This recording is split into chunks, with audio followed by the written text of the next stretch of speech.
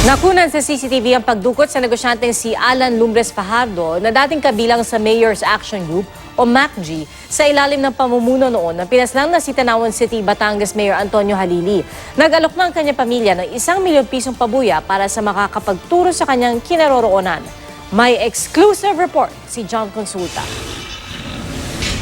Sa kuha ng CCTV na ito na hawak ng NBI, makikita ang pagdating ng negosyanteng si Alan Lumbres Fajardo sakay ng kanyang puting SUV pasado alas 7 ng gabi nitong April 3.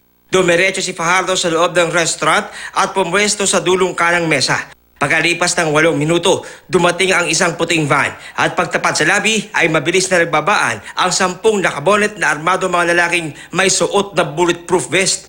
Agad pinadapa ang security guard at dinisarmahan, saka itinali ang kamay sa likuran.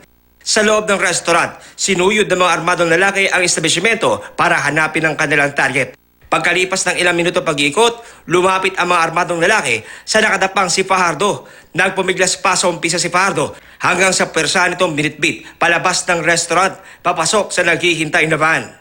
Naging maugong ang pangalan ni Fajardo matapos siyang mapabilang sa drugs matrix ng nilabas ng PNP. Hepe siya ng Mayor's Action Group o MACG sa ilalim ng pamumuno noon ng pinaslang na si Tanawan City, Batangas Mayor Antonio Halili. Ang pamilya ni Fajardo na nag-alok na ng 1 milyong pisong pabuya para sa impormasyon makakapagturo sa kinaroroonan ng negosyante, planong magsagawa ng ilang pang legal na hakbang para mabawi ang negosyante. Iniisip po namin ang pag-file ng either writ of amparo or writ of habeas data upang makita po namin kung ano talagang basihan itong PNP na isama siya sa drug matrix para hukuman na po ang maghusga kung talagang karapat-dapat na siya isabihing isang kriminal o hindi.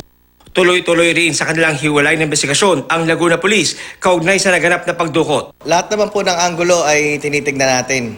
Kasama na rin po rito yung motibo na away sa negosyo. John Consulta, GMA News.